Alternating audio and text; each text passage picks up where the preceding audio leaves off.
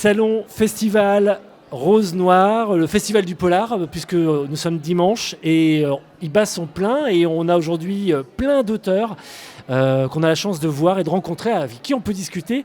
Et j'ai à côté de moi François Ossaner. Bonjour. Bonjour. On a commencé la discussion un petit peu avant le micro et il y a beaucoup de choses en fait dans votre univers, il y a beaucoup d'ouvrages.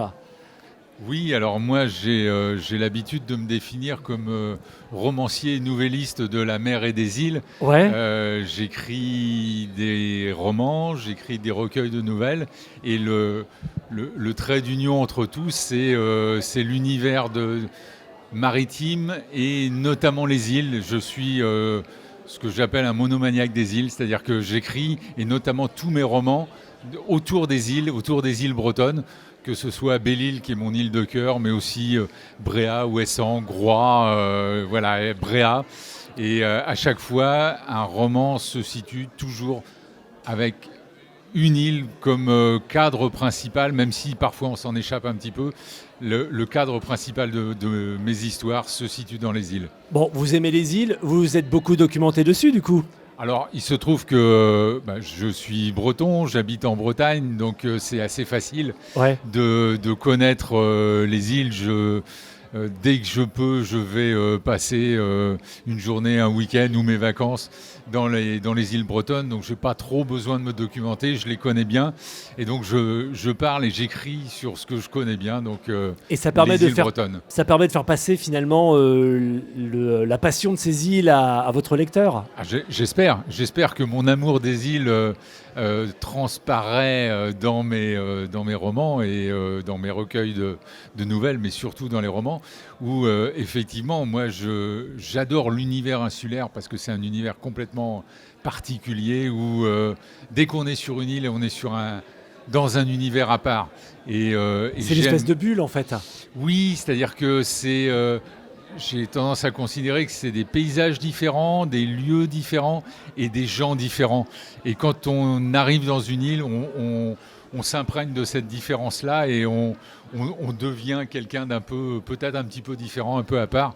Donc voilà, j'ai du mal à écrire sur autre chose que les îles. Bon, donc on va vous laisser continuer à écrire sur les îles. Et aujourd'hui, on parlait de romans, on parlait... vous étiez nouvelliste au début. Oui, tout à fait. Il y a des essais ? Alors non, j'ai toujours...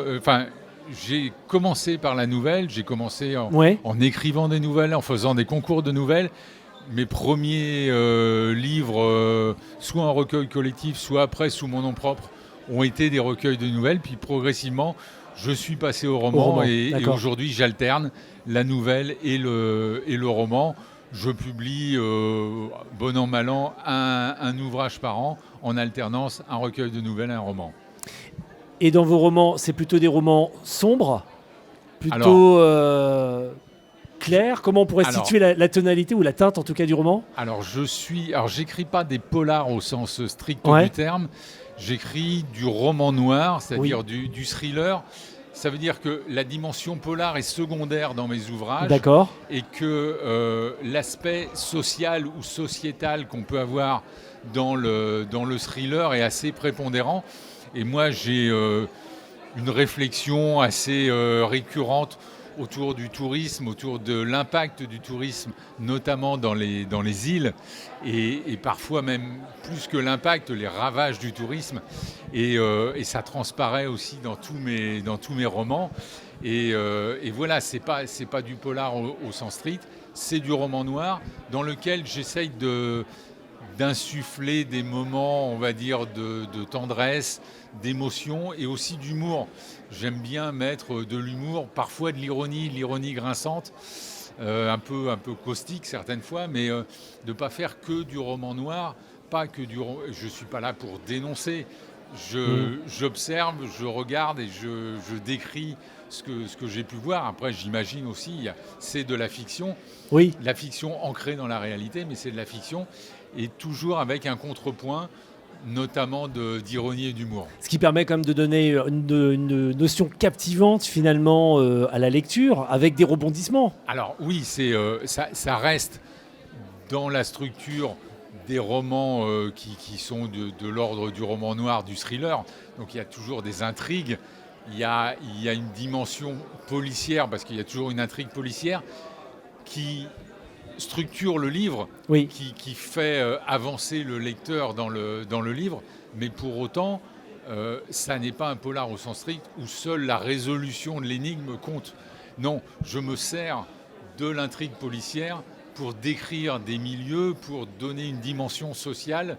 C'est la différence pour moi entre le roman noir et le polar, c'est que dans le roman noir, il y a une dimension sociale qui est majeure et qu'il n'y a pas nécessairement dans le polar. On passe un message finalement. Si ce n'est un message, disons qu'on montre une observation du monde dans lequel on vit. C'est bien parce que ça donne, on va dire, une polarité, ça donne une couleur finalement à votre ouvrage. Voilà, moi je ne suis pas là pour faire passer des messages, je ne suis pas là pour donner... Mais vous donnez votre opinion quand même, quelque part, un peu. Oui, ça transparaît toujours un petit peu, mais je ne suis pas là pour dénoncer, ce n'est pas des pamphlets en tant que tels, ce n'est pas des essais, mais... oui, il y a de la fiction, mais on met toujours un peu de soi dans le livre qu'on écrit, et donc forcément, je fais passer un peu de mes opinions. Ça, c'est évident. François Ossaner, une question qui va forcément sortir, c'est quel est le meilleur ouvrage que vous avez publié, lequel vous recommanderiez à quelqu'un qui vous ne connaît pas ? Alors, à quelqu'un qui ne me connaît pas, je lui recommanderais déjà de lire un roman et un recueil de nouvelles, puisque moi je fais les deux. Pour les recueils de nouvelles, il y en a un qui me tient particulièrement à cœur parce qu'il est assez original.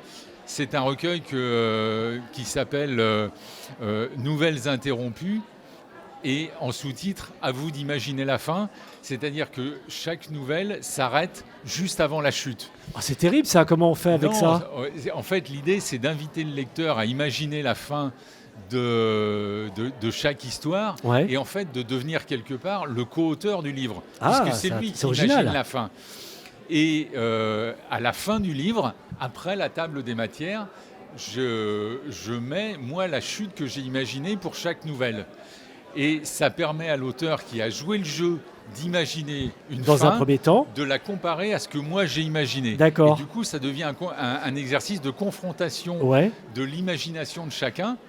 Et ça devient quelque chose d'interactif entre l'auteur et le lecteur. Oui. Et j'ai poussé l'exercice un petit peu plus loin. J'ai ouvert une page Facebook, à vous d'imaginer la fin, où j'invite les lecteurs à déposer sur la page Facebook les fins qu'ils ont imaginées, de façon à ce qu'ils se comparent entre eux et faire une sorte de communauté de lecteurs. C'est original, ça permet de donner une suite digitale finalement à... Complètement. Et surtout, ça rend le... Parce que ce qui est toujours gênant pour un auteur, c'est qu'on écrit un livre, on y croit, on le propose à des lecteurs, mais on n'a pas forcément le retour. Et là, l'idée, c'est de faire quelque chose de très interactif. C'est très gagnant finalement. Ah, mais c'est extrêmement intéressant, parce que moi, je m'expose au fait que mes lecteurs aient plus d'imagination que moi, ou une imagination plus riche, et proposent des chutes plus intéressantes que les miennes. Mais tant pis, je prends le risque. Mais est-ce que justement de cette récupération des informations que vous avez, est-ce qu'il n'y a pas moyen de les réexploiter dans un futur ouvrage ? Alors, c'est une question qu'on s'est posée avec mon éditeur. Pour le moment, on n'en est pas là. On est plutôt dans l'échange et dans l'interactivité, soit en bilatéral entre moi et le lecteur qui va m'envoyer des mails ou qui va m'appeler pour me dire « Tiens, là, j'ai imaginé ça ». Ou là, j'ai trouvé la même chose que toi, c'est bien, on est sur la même longueur d'onde. Ou là, j'ai pas trouvé la fin, mais tu me l'as donné, donc c'est bien. Ou alors, j'en ai trouvé une autre. Aller faire un livre qui regrouperait toutes les chutes, alors c'est un peu compliqué. Ça serait Ça suppose aussi que tous ceux qui ont déposé les chutes acceptent d'être dans le livre, parce que c'est un peu leur création en même temps. Ça devient quelque chose de collaboratif. Oui, alors en termes d'édition, c'est un peu compliqué. Et même en histoire de droit, je pense, là, voilà, pour le coup. C'est pour ça. Mais moi, ce qui m'intéressait, c'était l'interactivité, l'échange et la confrontation d'imagination. C'est très original, pour le coup. C'est ce que tout le monde me dit, et en tout cas, c'est quelque chose qui fonctionne très bien.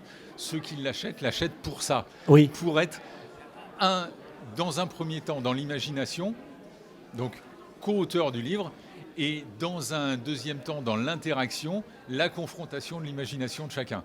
Et ça, c'est vraiment très chouette. Et alors, pour répondre à votre question initiale, Oui. dans mes romans, aller en choisir un, c'est presque impossible.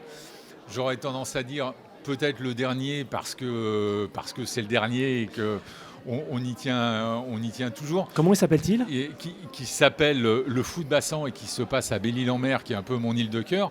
Mais je ferai peut-être un focus sur un roman qui est l'avant-dernier, qui s'appelle L'île aux Pomponnettes. Pourquoi ? Parce qu'il se passe à Bréa. Ok. Et qu'il est un tout petit peu différent dans le ton. Moi, j'écris plutôt des romans noirs. Celui-là, c'est un polar, c'est construit comme un polar, mais c'est un ton de comédie. Donc, c'est vraiment une comédie policière. C'est un polar dans lequel on rit énormément. Des frasques de 4 vieux garnements qui, par désœuvrement, font les pires bêtises sur Bréa et sur Paimpol. D'accord. Et sèment un peu la panique sur Bréa et sur Paimpol, et ça vient en contrepoint d'une intrigue policière liée à la disparition successivement des épouses de commerçants de Bréa. Et donc on a 2 histoires qui avancent au début en parallèle et qui finissent bien évidemment par s'entrecroiser. C'est un polar en termes de structure et c'est une comédie au niveau du ton. C'est original, je trouve ça très original comme idée. J'aime assez aussi, c'est un peu différent de ce que j'écris d'habitude, mais voilà, c'est un roman pour lequel j'ai une certaine tendresse. Et puis aussi, il se passe à Bréa, à quelques encablures. Et forcément, et Bréa en plus, ça parle à tout le monde. Évidemment. Donc voilà, c'est aussi celui-là que je voulais mettre en avant. Il s'appelle L'île aux Pomponnettes. L'île aux Pomponnettes. L'île aux Pomponnettes, avec le double sens Oui, qu'il pourquoi, peut y oui. avoir sur les pomponnettes. Ouais. Ça peut être la pomponnette de Pagnol avec le chat. Ou ça peut être la pomponnette qui est la plante qui pousse dans les zones dunaires, les petits pompons qui poussent aussi à Bréa. D'accord. Il faut lire le livre pour savoir laquelle des 2 pomponnettes est la bonne. Donc, on vous invite à lire le titre qui s'appelle L'île aux Pomponnettes. Voilà. C'est ça. François Ossaner, merci beaucoup. La maison d'édition Merci beaucoup. de vos livres. Alors, L'île aux pomponnettes, c'est aux éditions Couleurs et Plumes. Et le roman dont on a parlé avant, où il fallait inventer la fin. Alors, c'est aussi aux éditions Couleurs et Plumes, puisque c'est une édition qui est bretonne et qui édite certains de mes romans et mes recueils de nouvelles. J'ai aussi d'autres auteurs pour mes autres romans, Jadis Édition pour certains d'entre eux. Et voilà, l'intérêt, c'est aussi de pouvoir toucher différents publics par différents éditeurs. C'est ça. Merci beaucoup François Ossaner. Merci beaucoup à d'avoir vous. accepté l'invitation. Je vous en prie. Bonne continuation sur ce festival et à très bientôt j'espère. Merci beaucoup. Merci. Au revoir. Au revoir.